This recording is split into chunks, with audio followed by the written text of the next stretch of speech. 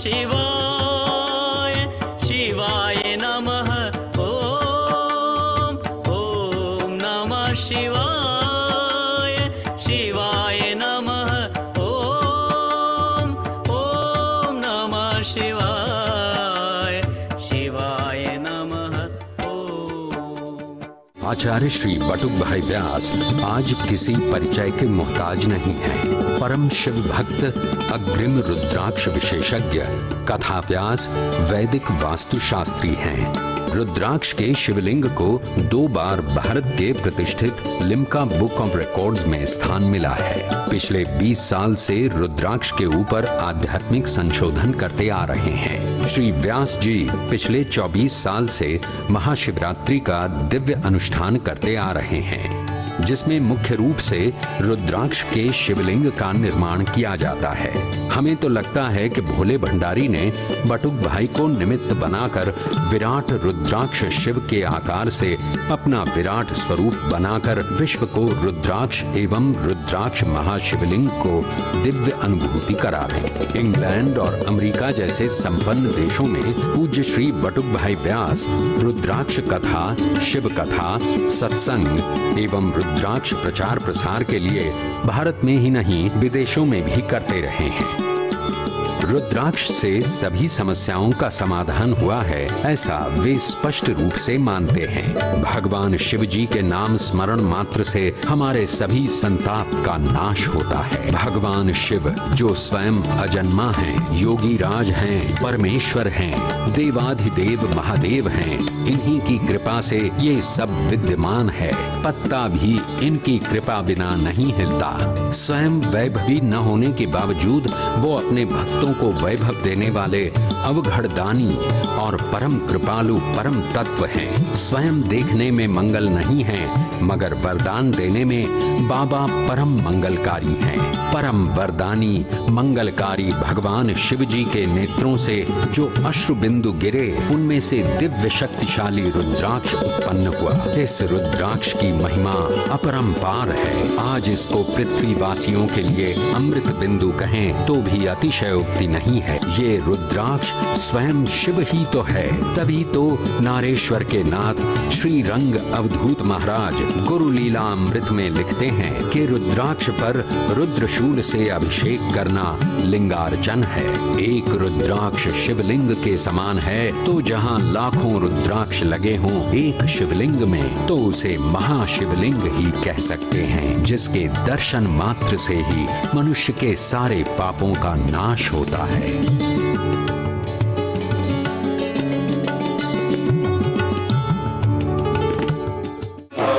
रावण ने किया। रावण आए, अद्भुत वास्तु पूजा हुई। विधान आता है कि जितने की कोठी हो उनका 10 वास्तु में लगाइए। 100 रुपया का घर है तो 10 रुपया का वास्तु कराइए, या तो 10 रुपया ब्राह्मण को, पंडित को, सदगुरु को दीजिए। अद्भुत वास्तु संपन्न हुआ। गृह प्रवेश करने की तैयारी। श्रीलंका में शिव जी पधारने वाले थे। तब वही विवेक जो यहाँ ब्रह्मा जी को शिव जी कर रहे हैं, वही विवेक रावण को किया कि हे महात्मन, हे विप्रवर्य, आप अति सुंदर वास्तु करवाए। अब आपको क्या चाहिए? आप जो मांगे मैं आपको दक्षिणा में दूंगा। ये यजमान का कर्म है कि ब्राह्मण की इच्छा के अनुसार उनको दक्षिणा दी जाए। यदि उनको कुछ आवश्यकता है घर परिवार के अंदर, अपने पास जितनी हैसियत है उनके हिसाब से पूछ के, बाबा आपको क्या चाहिए? रावण खुश। रावण ने पहले से ब्यौरा कर लिया था लंका का।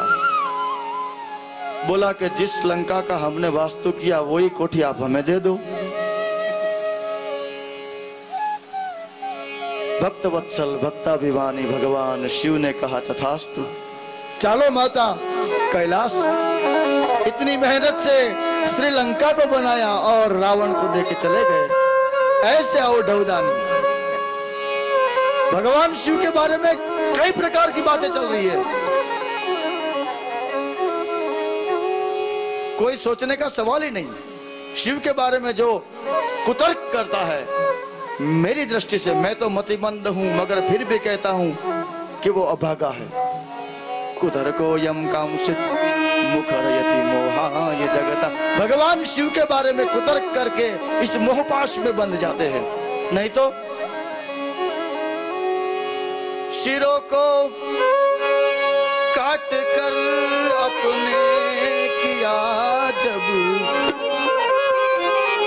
सिरों को काट कर अपने किया जब होम रावण ने, किया जब होम रावण ने, दिया सब राज्य पृथ्वी का, दिया सब राज्य पृथ्वी का, दयावर हो तो है।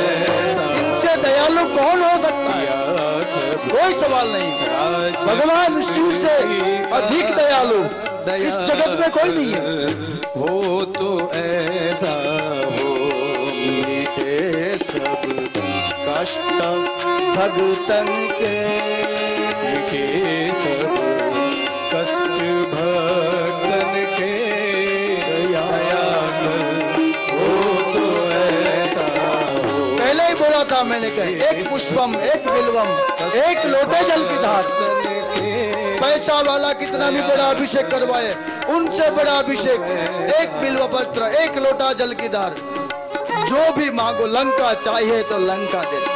मगर वो तो रावण का दुर्भाग्य था कि कलंक कर दिया। सुंदरकांड में लंका को कलंका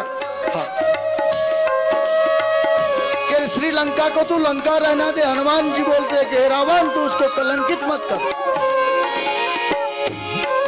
हम हमारी संपत्ति को कलंकित करते हैं, मगर भगवान को श्री समझ कर दे देते हैं।